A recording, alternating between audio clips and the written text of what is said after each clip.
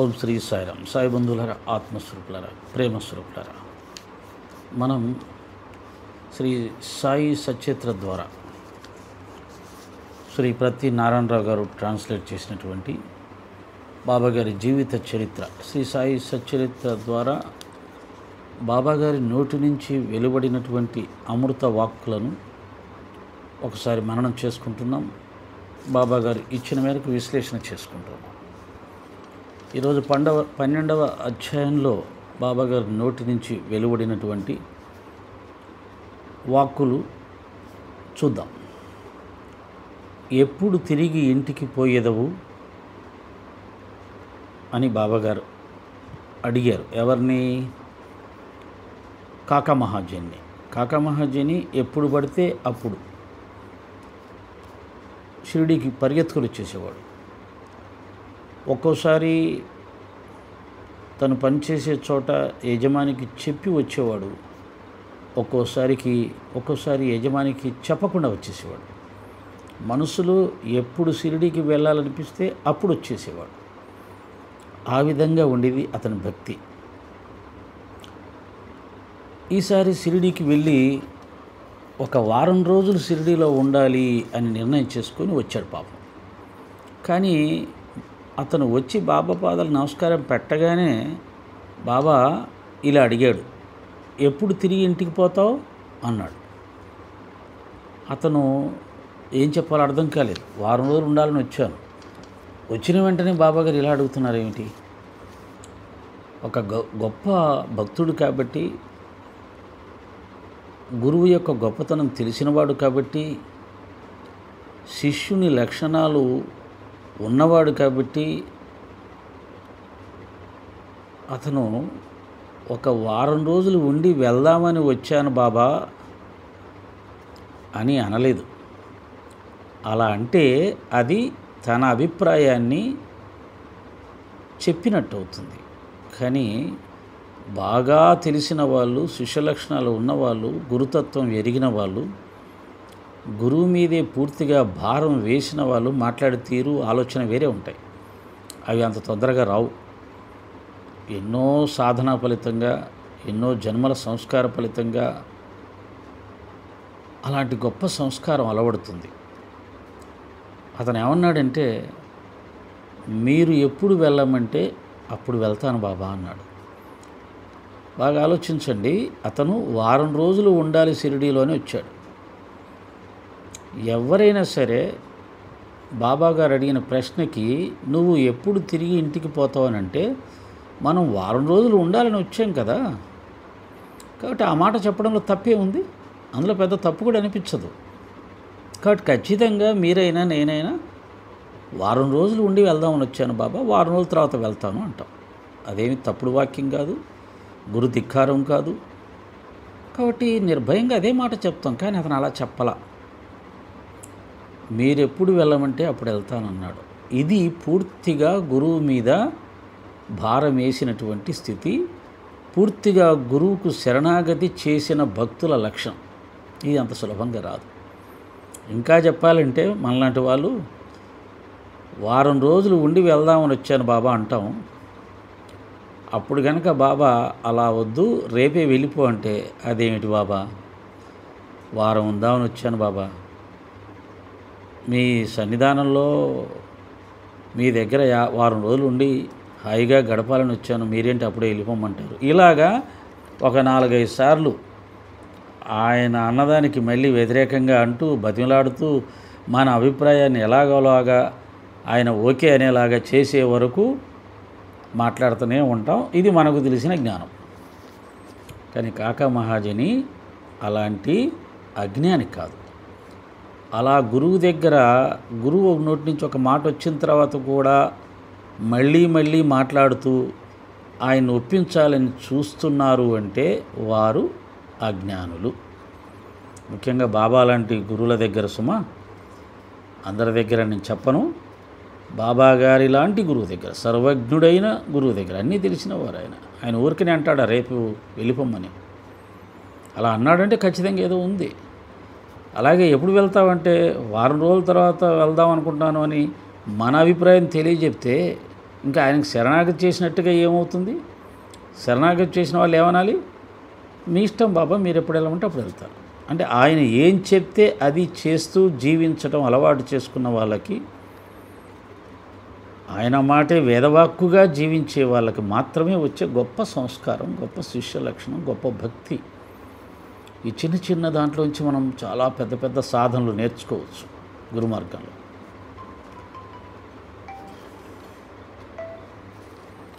అప్పుడు అతను మీరెప్పుడు వెళ్ళమంటే అప్పుడు వెళ్తాను అన్నప్పుడు బాబా అన్నాడు, రేపు పొమ్ము అన్నాడు. రేపు వెళ్ళు అన్నాడు. ఇంకా మళ్ళీ వేరే మాట ఏం మాట్లాడు. అలా మాట్లాడేవాడైతే ముందే చెప్పేవాడు. రేపు పొమ్ము అన్నాడు కదా, రేపు వెళ్ళిపోయాడు. వెళ్ళిపోగానే అక్కడ ఏం జరిగింది? తలుపులు తీయగానే ఇంట్లో 2 పిచ్చుకలు ఉన్నాయి. ఒక పిచ్చుక చనిపోయింది, ఒక పిచ్చుక ఎగిరిపోయింది. మరొక పిచ్చుకను కాపాడడానికే నన్ను ఇక్కడికి పంపించాడా అని అనుకున్నాడు. అదొక్కటే కాకుండా అతను పనిచేసే ఆఫీసులో ఇతని అవసరం చాలా వచ్చింది. ఆ యజమాని గారికి ఆఫీసులో పనిచేసే మరొకతను ఒంట్లో బాలేక సెలవు పెట్టాడు.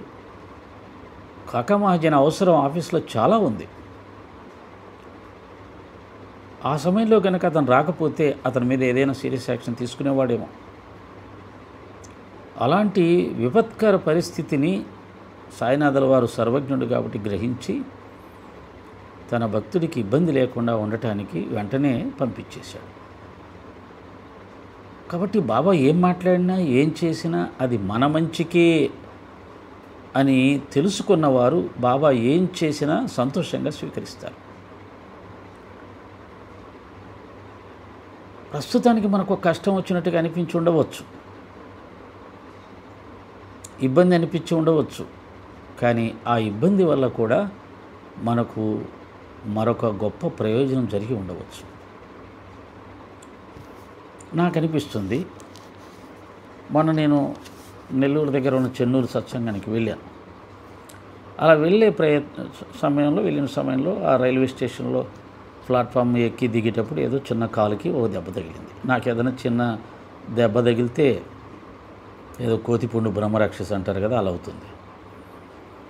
అది వెంటనే స్వెల్లింగ్ రావడం, బాగా చూడ్డానికి అబ్బో ఎంత పెద్ద దెబ్బ అన్నట్టుగా వచ్చేసింది. అరే మన సత్సంగానికి వెళ్తుంటే దెబ్బ తగిలిందే, ఇలా ఎందుకు జరిగింది అని అనుకోవడం ఒక రకంగా అనుకోవచ్చు. అలా కూడా అనుకుంటారు. నేను ఆలోచించే విధానం ఎలా ఉంటుంది? రాత్రి ఏమన్నా తప్పు చేశానా, ఎవరితోనో తప్పుగా మాట్లాడానా, ఎవరినైనా ఇబ్బంది పెట్టానా, ఇలా ఆలోచించి చూస్తాను. మొత్తం రీలంతా వెనక్కి తిప్పుకుంటాను. ఎక్కడైనా ఏమైనా దొరికితే బహుశా దానికి సంబంధించి ఏమైనా బాబాగారు ఈ చిన్న కర్మఫలం ఇచ్చాడేమో అని తీసుకుంటాను. దాని తర్వాత 2వ స్టెప్పులో నేర్చుకోవాలి కదా అని సాధనలో భాగంగా నేను బాబాను ఒక ప్రార్థన చేస్తాను. శుభ అశుభాలలో కూడా మీ మీద భక్తి తగ్గకుండా చూడండి బాబా అంటాం. అంటే మంచి జరిగినా చెడు జరిగినా నీ మీద భక్తి ఒకే రకంగా ఉండాలి. మరి ఊరికే ప్రార్థన చేస్తే సరిపోతుందా? దాన్ని మనం ఆచరించాలి. అందుకని దెబ్బ తగిలింది, అప్పుడేం చేయాలి? బాబా నేను చేసిన ఏదో తప్పుకు వెంటనే పనిష్మెంట్ ఇవ్వడం వల్ల, ఆ కర్మని నేను వెంటనే అనుభవించడం వల్ల తొందరగా ఆ కర్మ ఫలితం నుంచి బయటపడిపోతాను. ఈ విధంగా నాకు కర్మఫలాన్ని ఇచ్చి ఆ కర్మఫలాన్ని పూర్తిగా అనుభవించి విముక్తి చెంది మళ్ళీ పాపరహితుడిగా ఉండే అవకాశాన్ని కల్పించావు చూడు, నీకు ధన్యవాదాలయ్యా. ఒక మాటలో చెప్పాలంటే బాబా నాకు ఈ దెబ్బనిచ్చావు, నీకు థ్యాంక్స్ అని చెప్పడం. దాని లోపల ఇదంతా భావం ఉంటుంది. ఏంటి? ఏదో తెలుసో తెలియక ఒక కర్మ చేసి ఉంటాను, ఆ కర్మ ఫలితాన్ని దీన్ని ఇచ్చి ఉంటావు, దీని ద్వారా నేను ఇప్పుడే ఈ కర్మను అనుభవించి విముక్తి చెందడం ద్వారా భవిష్యత్తులో నాకు ఈ కర్మఫలం అనుభవించాల్సిన అవసరం ఉండదు. బాకీ తీరిపోయింది, బాకీ తీరితే ఆనందం కదా. కాబట్టి ఆ విధంగా నా చేత బాకీ తీర్చేసేలా చేసిన నీకు థ్యాంక్స్ బాబా. ఇలా ఏదైనా కష్టం వచ్చినా, నష్టం వచ్చినా, రోగం వచ్చినా, ఇబ్బంది వచ్చినా గురువుగారికి సంతోషంగా థ్యాంక్స్ చెప్పుకునే ఒక సాధన చేస్తే ఇక మన జీవితంలో మనల్ని బాధ పెట్టేది ఏది ఉండదు. అలా చెప్పేశాను. ఆ తర్వాత నిజంగానే దాని యొక్క ప్రయోజనం ఏమిటంటే, నేను ముందు రోజు రాత్రంతా బస్సులో ప్రయాణం చేస్తూ వెళ్ళాను, నిద్ర లేదు. ఆ మరుసటి రోజంతా సత్సంగంలో కూర్చొని ఉన్నాను, రెస్ట్ తీసుకోవడానికి అవకాశం లేదు. మళ్ళీ ఆ రోజు రాత్రి 10:30కు బస్సు ఎక్కి ఆత్మకూరు వచ్చేసరికి ఉదయం 6:30. మధ్యలో నంద్యాలలో 1 గంట బ్రేకు, 4 to 5. ఈ మొత్తం 2 రాత్రులు నిద్ర లేదు.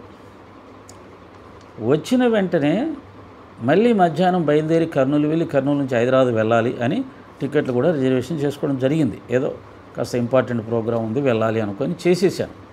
కానీ తీరా చూస్తే 2 రాత్రులు నిద్ర లేకుండా వచ్చాను. వచ్చి ఉదయం పడుకుంటే మధ్యాహ్నం 12 గంటల దాకా లేగలేకపోయాను. చాలా నీరసంగా ఉంది. మరి శరీరానికి వయసు వచ్చింది కదా, 63, 64 వస్తున్నాయి కాబట్టి దాని తత్వం ప్రకారంగా అది అలసిపోతుంది. ఆ విధంగా 2 రాత్రులు నిద్ర లేకపోవడం వల్ల 3వ రోజు శరీరం బాగా డస్సిపోయి అలసిపోయి మళ్ళీ ప్రయాణం చేయడానికి అది సిద్ధంగా లేదు. కాలుకు కనుక దెబ్బ తగలకుండా ఉంటే ఎలాగోలాగా మొండిగా ప్రయాణం చేసి వెళ్ళిపోతాం. మళ్ళీ ఆ రోజు రాత్రి అంతా ప్రయాణం, మళ్ళీ ఆ మరుసటి రోజంతా ప్రోగ్రాం, సిటీలో అటు ఇటు తిరగడం, మళ్ళీ ఆ రోజు రాత్రి మళ్ళీ తిరుగు ప్రయాణం రావాలి ఆత్మకూరికి. అదంతా రాత్రి ప్రయాణమే, 2 గంటలకు కర్నూలులో దిగాలి, నిద్రలు ఉండవు. ఈ విధంగా 4 రోజులు నిద్ర లేకుండా ఉంటే ఈ జీవుడు ఏమైపోతాడు నాకు తెలియదు, బాబాకు తెలుసు. కాబట్టి వీడిని మామూలుగా వదిలేస్తే వీడు వెళ్ళిపోతాడు, అప్పుడు ఇంకా ఎక్కువగా ఇబ్బంది పడాల్సి వస్తుంది. అందుకని వీడికి ఒకటి మోకాల మీద అట్లా కొడితే ఆ దెబ్బతోటి దెబ్బ తగిలిందని మానేస్తాడు, ప్రయాణాలు తిరగడాలు కష్టం కదా అనేసి ఒక చిన్న దెబ్బ కుట్టాడేమో నాకు అనుకొని అలా మనం ఆలోచించి బాబా థ్యాంక్స్ బాబా అని చెప్పడం జరిగింది. అంటే నిజంగానే ఆ దెబ్బ తగలకపోతే వెళ్ళేవాడిని. ఇంకా నిద్ర లేకుండా 4 రాత్రులు తిరిగి అలసిపోయి శరీరం ఏమైపోతుందో, ఏ విధమైనటువంటి ఇబ్బంది వస్తుందో, అది ఎన్ని రోజులు ఇబ్బంది పెడుతుందో మనకు తెలియదు. కనుక సాయినాథుల వారు మనకు ఎప్పుడన్నా ఒక ఇబ్బంది కలిగించినట్టు మనకు అనిపించినా, మన కర్మానుసారంగా ఏదైనా మనకు వచ్చినా దాని వెనకాల బాబాగారు ఏదో మనకు ఒక గొప్ప మంచి చేసే ఉద్దేశంతో ఆ కర్మను మనకి ఇచ్చి ఉంటారు. ఆ కర్మ మనకు వచ్చేదే, కానీ అప్పుడు ఇవ్వడంలో ఉద్దేశం మనను మరొక పెద్ద ఇబ్బంది నుంచి తప్పించే ఆలోచనతోటి చేసి ఉంటారు అని మనం ఆలోచించుకుంటూ ఈ జీవితాన్ని ముందుకు వెళ్ళగలిగితే జీవితంలో మనం విచారించదగింది, బాధపడేది ఏది ఉండదు. ఈ విధంగా కాకా మహాజన్ని కూడా బాబాగారు వెంటనే వెళ్ళమని అనడంలో, ఆయన ఉద్యోగంలో ఇబ్బంది లేకుండా చూడడం, ఆ ఇంట్లో 2 పిచ్చుకల్లో ఒక పిచ్చుకని బాబాగారు కాపాడాలనే భావంతో పంపించారు. తర్వాత బాబాగారి నోటి నుంచి వచ్చిన వాక్యాలు ఏమిటంటే, వెళ్ళుము, ఆలస్యం చేయొద్దు, తొందరపడకుము, నెమ్మదిగా బేలాపూర్లో సురక్షితంగా 4 దినములు ఉండుము, నీ బంధువులందరినీ చూచిన పిమ్మట షిరిడీకి రమ్ము. ఇది ఒక 2 భార్యాభర్తలు బాబాగారి దగ్గర కొన్ని రోజులు ఉండాలి అని చెప్పి షిరిడీకి వచ్చి అలా ఉంటూ ఉన్న సందర్భంలో ఒకసారి వాళ్ళ అబ్బాయి దగ్గర నుంచి ఒక ఉత్తరం వచ్చింది. వెంటనే రావాలి, ఆరోగ్యాలు బాగోలేవు, వచ్చి కాస్త చూసి వెళ్ళమని వచ్చింది. ఆమె కూడా చాలా రోజుల నుంచి తన పుట్టింటికి వెళ్ళాలనే ఆలోచనలో ఉంది. ఈ ఉత్తరం వచ్చినప్పుడు ఆ ఉత్తరం తీసుకొని భర్త దగ్గరికి వెళ్ళి, ఏమండి ఇలా పిల్లవాడికి బాగోలేదు, నేను ఊరు వెళ్తాను, అలాగే పుట్టింట్లో ఉన్న వాళ్ళందరినీ చూసి వస్తాను, ఒక 4 రోజులు వెళ్ళి వస్తాను, నాకు వెళ్ళడానికి అనుమతి ఇవ్వండి అని భర్తను బ్రతిమలాడింది.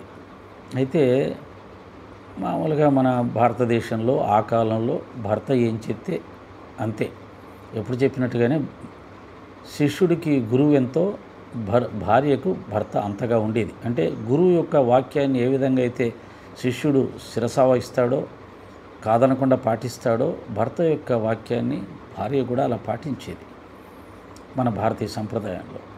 కానీ అందుకని భర్త ఏమన్నాడంటే, అలా అలా కుదరదు, నువ్వు వెళ్ళి వెంటనే వచ్చేసేయి, వాళ్ళని చూసి వెంటనే వచ్చేయి అని ఆర్డర్ వేశాడు. భర్త ఆర్డర్ని జవదాపట్టే భార్య కాదు ఆమె.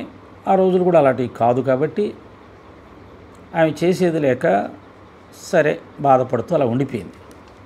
ఆ తర్వాత బాబాగారి దగ్గర అనుమతి తీసుకోవడానికి బాబాగారు అలా లెండి వనానికి నడుచుకుంటూ వెళ్ళి తిరిగి వస్తూ ఉన్న సందర్భంలో ఈ తల్లి వెళ్ళి బాబా పాదాలు నమస్కారం పెట్టి, నేను బేలాపూర్ వెళ్ళొస్తాను బాబా, అనుమతినివ్వండి అని ప్రార్థన చేస్తే, అప్పుడు ఆ సందర్భంలో బాబాగారు అన్న మాటలు ఇవి: వెళ్ళుము, ఆలస్యము చెయ్యొద్దు, తొందరపడకు, నెమ్మదిగా బేలాపూర్లో సురక్షితంగా 4 దినాలు ఉండు, నీ బంధువులందరినీ చూచిన తర్వాతే రా అన్నాడు. భర్త ఏమన్నాడు, వెంటనే వచ్చేయాలి అన్నాడు. బాబా ఏమన్నాడు, భర్త అన్నది ఆయనకి తెలుసు, సర్వజ్ఞుడు కదా, సర్వవ్యాపి కదా. భర్త ఏమన్నాడు తెలుసు కాబట్టే, నీ భర్త అన్న మాటలు పట్టుకొని పాపం వెళ్ళి వెంటనే పరిగెత్తుకొని వచ్చేవు సుమా, అక్కర్లేదు, 4 రోజులు అక్కడే ఉండి నీ బంధువులందరినీ చూసి తృప్తిగా ప్రశాంతంగా రా అన్నాడు. అంటే భర్త ఆజ్ఞని బాబాగారు కొట్టిపడేశాడు. బాబాగారు నోటి నుంచి వచ్చిన తర్వాత దాన్ని కాదనే ధైర్యం భర్తకు కూడా లేదు.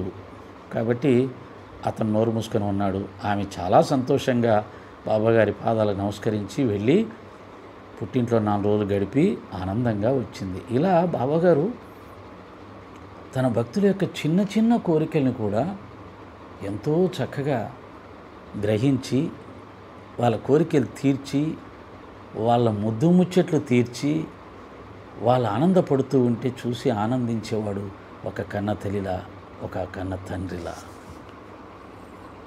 తర్వాత ఇదే అధ్యాయంలో ఇంకో మాట ఏమిటంటే, గేరు తయారుగా ఉంచండి, ఈనాడు కాషాయ వస్త్రాలు ధరిస్తాను. గేరు అంటే వారి భాషలో, మరాఠీ భాషలో ఎర్ర రంగు కలిగినటువంటి వస్త్రాన్ని తయారుగా ఉంచండి, ఈనాడు కాషాయ వస్త్రాలు ధరిస్తాను. కాషాయ వస్త్రాలు ధరిస్తాను, తయారుగా ఉంచండి అంటున్నాడు. ఏ సందర్భం? మూలే శాస్త్రి అనే ఒక జ్యోతిష్యుడు బాబా దర్శనానికి వచ్చే ముందు, అతను ఇంకా రాలేదు షిరిడీకి, వస్తూ ఉన్నాడు. ఎవరి కోసం? బూటీ కోసం, కోటీశ్వరుడైన బూటీ కోసం అతను షిరిడీకి వస్తున్నాడు, బాబాగారి కోసం కాదు. బూటీ షిరిడీలో ఉన్నాడని చెప్పి ఆయన్ని కలవాలని చెప్పి ఈ మూలే శాస్త్రి షిరిడీకి వస్తూ ఉంటే బాబాగారు చెప్పిన మాటలు అక్కడ ఉన్న భక్తులకి ఏం అర్థం కాల. ఎందుకు బాబాగారు కాషాయ వస్త్రం తయారుగా ఉంచండి అంటున్నాడు, గేరు రెడీగా తయారుగా ఉంచండి అంటున్నాడు, కాషాయ వస్త్రం ధరిస్తానంటున్నాడు, ఏం అర్థం కాలేదు.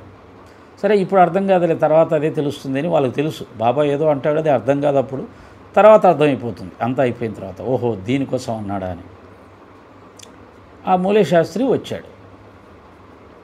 మూలే శాస్త్రి రాగానే వాళ్ళకేం అర్థం కాల. వచ్చినవాడు వచ్చాడు, ఏదో బాబాగారికి నమస్కారం పెట్టుకున్నాడు. ఆ చావడిలో ఎక్కడో విడిది ఏర్పాటు చేస్తే అక్కడికి పోయి ఉన్నాడు. ఇంతలో బాబాగారు ఏం చేశారు, మధ్యాహ్న హారతి తయారవుతుంటే బూటీని పిలిచి, నీ స్నేహితుడైన మూలే శాస్త్రి దగ్గరికి వెళ్ళి దక్షిణ తీసుకురాపో అని పంపిస్తాడు. బూటీ మూలే శాస్త్రి దగ్గరికి వెళ్తాడు. అప్పుడు ఆయన సంధ్యావందనము అవన్నీ ఏదో చేసుకుంటూ ఉన్నాడు. బూటీ రాగానే ఏంటండి ఇలా వచ్చారు అంటే, బాబాగారు దక్షిణ తీసుకొని రమ్మన్నారు మీ దగ్గర అంటాడు. బూటి పెద్ద కోటీశ్వరుడు, ఆయనతో ఈ జ్యోతిష్యుడైన మూలే శాస్త్రి చాలా అవసరాలు ఉంటాయి కాబట్టి ఆయన మాట కాదనలేడు, అంత ధైర్యం లేదు. ఇప్పుడైనా అంతే కదా, కోటీశ్వరులు, మంత్రులు, అధికారులు వాళ్ళ మాటలు కాదనేంత ధైర్యం ఎవరికి ఉంటుంది. కాబట్టి అంత పెద్ద కోటీశ్వరుడు బాబాగారు పంపితే దక్షిణ కోసం వస్తే ఇతను కాదని ఎలా అంటాడు? అయినా కానీ ఏమన్నాడంటే, నేనేం బాబా భక్తుని కాదు కదండి, నేనేం ఆయన మీద ఆధారపడలేదు, ఆయన నమ్ముకోలేదు, ఆయనకు కోరికలు తీర్చమని నేనేం ఆయన అడగలేదు, నన్ను ఎందుకు దక్షిణ ఇమ్మంటున్నాడు నేను ఆయన భక్తుని కాదు, శిష్యుని కాదు, నేనేమి ఆశ్రయించలేదు, ఆశించలేదు. నన్ను ఎందుకు దక్షిణ తెమ్మంటున్నాడు? పదండి వస్తాను, చూస్తాను ఎందుకు అలా అంటున్నాడు అని చెప్పి వచ్చాడు. బూటీతో కలిపి వచ్చాడు. వచ్చి బాబాగారు గద్దె మీద కూర్చొని ఉన్నాడు. అందరూ హారతులు చేస్తూ ఉన్నారు. ఈ మూలే శాస్త్రి కొన్ని పూలు తీసుకొని వచ్చాడు బాబాగారికి. బాబాగారి మీద ఆ పూలు చల్లాడు. చల్లగానే బాబాగారు కూర్చున్న స్థలంలో బాబా లేడు. మూలే శాస్త్రి యొక్క గురువు అయినటువంటి గోలవ్ స్వామి దర్శనమిచ్చాడు. అప్పటిదాకా బాబాను ఒక గురువు అనుకున్నాడు, ఒక పకీరి గారు అనుకున్నాడు, ఒక మహాత్ముడు అనుకున్నాడు. కానీ ఎప్పుడైతే బాబాగారి స్థలంలో తన గురువు దర్శనం ఇచ్చాడో అప్పుడు అర్థమైంది బాబా యొక్క శక్తి ఎంత గొప్పది అనేది. పరిగెత్తుకొని వెళ్ళి తన గురువు పాదాల మీద పడి నమస్కారం పెట్టి లేచి నిలబడి చేతులు కట్టుకొని చూస్తే అక్కడ మళ్ళీ ఆయన గురువు గోలస్వామి లేడు, బాబానే ఉన్నాడు. ఆశ్చర్యపోయాడు. ఆనందంతో తన యొక్క గురునామస్మరణ చేస్తూ కళ్ళల్లో ఆనంద బాష్పాలు రాలుస్తూ నిలబడ్డాడు. అప్పుడు బాబా అన్నాడు, మళ్ళీ ఇదే అధ్యాయంలో ఉన్న మరొక బాబా నోటి నుంచి వచ్చిన అమృత వాక్కు, ఎవరైనా నువ్వు పిలవగా వచ్చితివా ఏమి? మూలే శాస్త్రిని అడుగుతున్నాడు. ఎవరైనా పిలిస్తే వచ్చావా అన్నాడు. ఎందుకంటే ఇక్కడికి రానని భీష్మించుకున్నావు కదా, నువ్వే నా భక్తుడిని కాదనుకున్నావు కదా, అందుకని ఎవరైనా పిలిస్తే వచ్చావా ఏమి అన్నాడు. నాకు గుర్తున్నంత వరకు ఈ ఎవరైనా నువ్వు పిలవగా వచ్చితివా ఏమి అనే డైలాగు మూలే శాస్త్రితో అని అనుకున్నాను. లేక ఇంకొక భక్తుడి కథ ఏమైనా ఉండొచ్చు, అవకాశం ఉంది అనిపిస్తుంది నాకు. బహుశా ఇంకో కథ ఉండొచ్చు, అది కూడా గుర్తొస్తుంది. ఒక రాముని భక్తుడు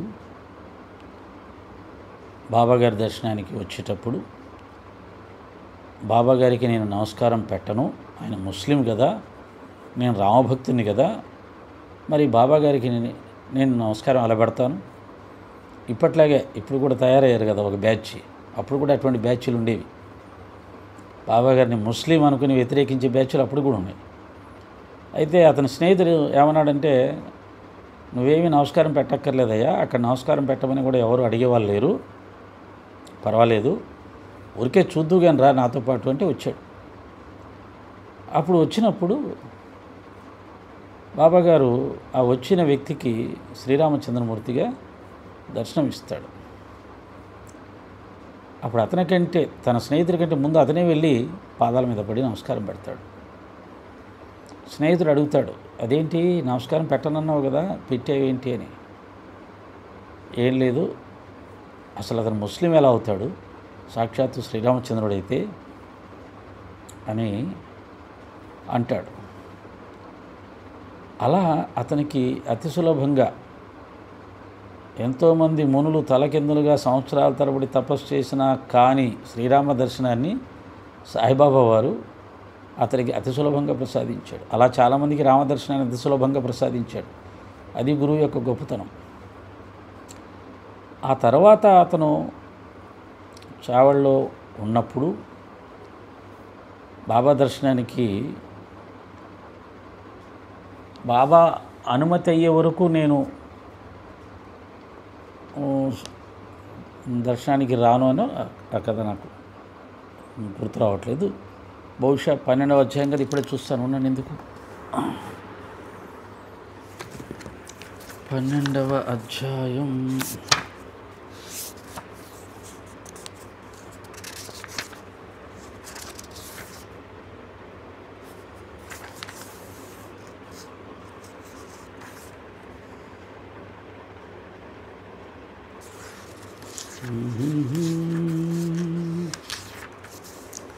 రామభక్తుడైన డాక్టర్. మొత్తం చదివేస్తాను, విందాం. ఒకనాడు ఒక మమలతదారు తన స్నేహితుడు డాక్టర్తో కలిసి షిరిడి వచ్చాడు. షిరిడి బయలుదేరడానికి ముందు తన మిత్రునితో ఆ డాక్టర్ తన ఆరాధ్య దైవం శ్రీరాముడనియు తాను షిరిడీకి పోయి ఒక మహమ్మదీని నమస్కరించనని అన్నాడు. మనం చెప్పిన కథే. అతనే ముందు నమస్కారం పెట్టాడని చెప్పుకున్నాం. స్నేహితుడు అడిగాడు, అదేమిటయ్యా ముస్లిం కదా బాబాగారు, నమస్కారం పెట్టనన్నావు, మరి నువ్వే ముందు పెట్టావంటే ఇది స్వప్నమా ఏమి? వారు మహమ్మదీయుడు ఎలా అవుతాడు? వారు గొప్ప యోగ సంపన్నులైన అవతార పురుషులు. ఇది బాబాగారి మీద వ్యతిరేకమైన భావం ఉన్న చాలామంది బాబా దర్శనం అయిన తర్వాత వారి అభిప్రాయాన్ని మార్చుకొని బాబా యొక్క గొప్పతనాన్ని గ్రహించారు. దురదృష్టం కొద్దీ ఇప్పుడు బాబాను వ్యతిరేకించే వాళ్ళు షిరిడీకి వెళ్తే వాళ్ళు కూడా అలాగే మారిపోతారు. కానీ వెళ్ళకుండా ఇక్కడే కూర్చొని మాట్లాడుతూ ఉంటారు. పాపం వాళ్ళ అదృష్టం పడితే షిరిడీ వెళ్తారు. షిరిడీ వెళ్ళి బాబాను చూస్తే వారి అభిప్రాయం మార్చుకుంటారు. ఆ మరుసటి దినమే డాక్టర్ ఏదో దీక్ష వహించి ఉపవాసం ఉన్నాడు. ఇది నాకు గుర్తురాల. ఎందుకు ఆయన ఉపవాసం ఉన్నాడు అనేది నాకు గుర్తురాల. ఏదో దీక్ష వహించి అంటే బాబాను రాముడిగా చూసిన తర్వాత అతని మనసులో ఏదో సంకల్పం వచ్చింది. ఇంత గొప్ప మహాత్ముడు కదా, ఇక్కడ నేను ఒక ఉపవాసం ఉండి మనసులో ఏమైనా కోరిక ఉందేమో, అది తీరితేనే నేను అన్నం తింటాను అని దీక్ష వహించి ఉపవాసం ఉన్నాడంట. బాబా తనను అనుగ్రహించు వరకు మసీదుకు పోనను నిశ్చయంతో మసీదుకు వెళ్ళటం మానెను. ఇది ఎందుకంటే ఇందాక చెప్పేటప్పుడు నాకు డౌట్ వచ్చింది, ఇదే చెప్దాం అనుకున్నాను. బాబా అనుగ్రహించే వరకు మసీదు పోను అంటే అనుగ్రహించడం ఏంటి? కొత్తగా అనుగ్రహించడం ఏంటి? ఆయన ఇష్టదైవం శ్రీరాముడి రూపాన్నే చూపించి అనుగ్రహిస్తే ఇంకా మళ్ళీ అనుగ్రహించే వరకు అని అనుకోవడం ఏంటి? ఆల్రెడీ అనుగ్రహించాడు. ఎవరైనా హాజీ సిద్దికి పాలికేలాగా నువ్వు మెట్లెక్కితే ఒప్పుకోను అని అంటే అప్పుడు దీక్ష వహించవచ్చు, తప్పులేదు. బాబాగారు మెట్లెక్కనివ్వలేదని. కానీ ఆయన కోరకుండానే రామదర్శనాన్ని ప్రసాదించి అనుగ్రహిస్తే మళ్ళీ అనుగ్రహిస్తే తప్ప నేను మసీదు వెళ్ళను అని ఎందుకు అనుకున్నాడు అనేది సంశయం వచ్చి నేను దాన్ని చెప్పలేక మళ్ళీ పుస్తకం తీసుకున్నాను. ఇప్పటికి కూడా ఆ డౌట్ అలాగే ఉంది. అనుగ్రహం ఆల్రెడీగా వచ్చింది. బట్ ఇతనికి కావాల్సిన అనుగ్రహం ఏంటంటే ఏదో మనసులో కోరిక ఉంది. సరే ఆ కోరికను తీరుస్తానులే రమ్మను వాడిని అని బాబా అంటే అప్పుడు వెళ్తానని అనుకున్నట్టుగా ఉన్నాడు. ఇట్లు 3 రోజులు గడిచిపోయింది. 3 రోజులు మరి ఉపవాసం ఉన్నాడేమో, మసీదుకి వెళ్ళట్లేదు, ఏదో పెద్ద కోరిక పెట్టుకున్నాడు. 4వ దినమున తన ప్రియ స్నేహితుడు ఒకడు ఖాందేశ్ నుండి రాగా వానితో కలిసి మసీదులో బాబా దర్శనానికి తప్పక మసీదు పోవలసి వచ్చాను. 3 రోజులు భీష్మించుకొని కూర్చున్నవాడు 4వ రోజు అతని స్నేహితుడు ఎవరో వచ్చాడంట, ప్రియ స్నేహితుడు. మరి అప్పుడు కూడా అలాగే ఉండాలిగా. నేను ఒక కోరిక కోరుకున్నాను రా, బాబా ఆశీర్వాదం ఉండే వరకు అనుగ్రహించడం నేను రాననుకున్నాను, ఏమనుకోవద్దు, నియమం పెట్టుకున్నాను, నువ్వు వెళ్ళిరాపో అని చెప్పొచ్చు. కానీ అంత ఖచ్చితమైన విధంగా పాటించే ఇంకా అలవాటు కాలేదు అతనికి. 3 రోజులు ఉన్నాడు, చాలా గొప్ప విషయమే. 4వ రోజు తన మిత్రుడు వచ్చాడు. 3 రోజులు ఉన్నవాడు ఆ నియమాన్ని భంగపరుస్తూ కేవలం స్నేహితుడితో కోసం ఎందుకు వెళ్ళాలి? స్నేహితుడికి చక్కగా అర్థమయ్యేటట్టు చెప్పి వెళ్ళరామనొచ్చు. కానీ స్నేహితులతోటి ఆ స్నేహం వలన కొంతమంది ఆ విధమైనటువంటి నియమాలను కూడా పక్కన పెట్టి స్నేహితుడి కోసం నియమాన్ని వదిలేసేసి ప్రవర్తించడం సాధారణంగా జరుగుతూ ఉంటుంది. సాయంత్రం 6 గంటలకు హారతి ఇవ్వాలి, ఖచ్చితంగా ఇస్తూ ఉంటాం. కానీ ఎవరో స్నేహితుడు వస్తాడు కరెక్ట్గా 6 గంటలకు ముందే, అతనితో మాట్లాడాలన్నా హారతికి వెళ్ళిపోవాలన్నా. కాబట్టి ఆ సమయంలో చాలామంది స్నేహితుడితో మాట్లాడి తర్వాత హారతి ఇద్దాంలే అనుకుంటారు, నియమాన్ని పక్కన పెట్టేస్తారు. ఈ స్థాయిలో ఉండే నియమము శ్రద్ధ కొంతమందికి ఉంటుంది. కొంతమంది నువ్వు కూర్చో హారతి ఇచ్చేస్తాను, లేదా నువ్వు కూడా హారతి ఇద్దాం, టైం అయింది అని చెప్పి ఖచ్చితంగా నియమాన్ని పాటించే వాళ్ళు ఉంటారు. అదొక రకమైన శ్రద్ధ. అది సాధించాలి మనం. మిత్రుడు వచ్చినా శత్రువు వచ్చినా ఎంత గొప్పవాడు వచ్చినా గురు సేవకు ఆటంకం లేకుండా చూసుకోవడం అనేది గొప్ప శ్రద్ధ. దాన్ని సాధించాలి. అంత సులభం కాదు. చాలా సాధారణంగా మనం మళ్ళీ చేద్దాంలే అని చెప్పి దాన్ని పోస్ట్పోన్ చేసి అప్పుడు సరదాగా వాళ్ళతో వెళ్తూ మాట్లాడడము, లేదా బజార్ వెళ్ళాలి చూస్తే బజార్ వెళ్ళడము, ఇలా నియమాన్ని పక్కన పెట్టేస్తుంటాం. మళ్ళీ తర్వాత చేస్తాం, చేయమని కాదు. కానీ నియమానుసారంగా టైం ప్రకారం చేయడం వేరు, తర్వాత చేయడం వేరు. 6:100 అయినా 106 అయినా ఆ సమయం ప్రకారంగా చేసే దానినే నియమం అంటారు. అలాంటి నియమం నుంచి శక్తి వస్తుంది. అలాంటి నియమాన్ని బాబాగారు ఆశీర్వదిస్తారు, అనుగ్రహిస్తారు. బాబా అతనితో అప్పుడు ఏమన్నాడంటే ఇందాక చెప్పిన అదే, ఎవరైనా వచ్చి నిన్ను ఇక్కడికి రమ్మని పిలిచితేరా ఏమి ఇలా వచ్చావు అని అనడం ద్వారా అతనికి ఏం తెలిసింది? బాబాగారి అనుగ్రహం ఇచ్చే వరకు నేను మసీదుకు రాను అని అతను పంతం పట్టి కూర్చున్న విషయం బాబాగారికి తెలిసిపోయింది. ఎలా తెలిసింది బాబాకి? నా బాబా అనుగ్రహం వచ్చే వరకు నేను మసీదుకు రాను అన్న విషయం నాకు తప్ప ఎవరికీ తెలియదు. మనసులోనే పెట్టుకున్నాను, మనసులో అనుకున్నాను. మరి బాబాకి ఎలా తెలిసింది? బాబా ఎలా అడుగుతున్నాడు? ఎవరైనా వచ్చి పిలిస్తే వస్తున్నావా? అదేంటి ఇలా వచ్చావు? నియమం పెట్టుకున్నావు కదా నువ్వు అని అర్థం వచ్చేలా అంటున్నాడు. బాబాకి ఎలా తెలిసింది? బాబా దగ్గర ఉండే మరొక గొప్ప చమత్కారం ఇదే. మన మనసులో అనుకున్నవి ఆయన వ్యక్తపరచి, నేను నీ అంతర్యామినై ఉన్నాను, నీ ఆత్మనై ఉన్నాను, నీలోనే ఉన్నాను, నీ ఆలోచనలు అన్నీ నేను గమనిస్తున్నాను, నేను సర్వవ్యాపినై ఉన్నాను అనేది చెప్పడం ద్వారా బాబాగారి యొక్క దైవత్వాన్ని గుర్తించేలా చేస్తారు. చాలామంది అమాయకంగా ఏమంటారంటే, బాబాగారు నేను దేవుడిని ఎక్కడ అనలేదు, నన్ను పూజించమని ఎక్కడ అనలేదు అంటుంటారు. పూజించమని అన్నాడు, దేవుణ్ణి అన్నాడు, చాలా తక్కువ సందర్భాల్లో అన్నాడు. అది వదిలేద్దాం. మొన్న ఒక వీడియోలో చెప్పాను, నేను దేవుణ్ణి అంటే దేవుడైపోరు, నేను దేవుణ్ణి కాదు అంటే దేవుడు కాకుండా పోరు. బాబాగారు నేను దేవుణ్ణి అని చెప్పింది 1-2 చోట్ల చెప్పినా దైవానికి ఉన్నటువంటి సమస్తమైన శక్తుల్ని అనుక్షణము తన భక్తుల ముందు వారికి అర్థమయ్యేలా చేసేవారు. వాటిల్లో సర్వ అంతర్యామిత్వం ఇది ఒకటి. ఓం సాయిరామ్.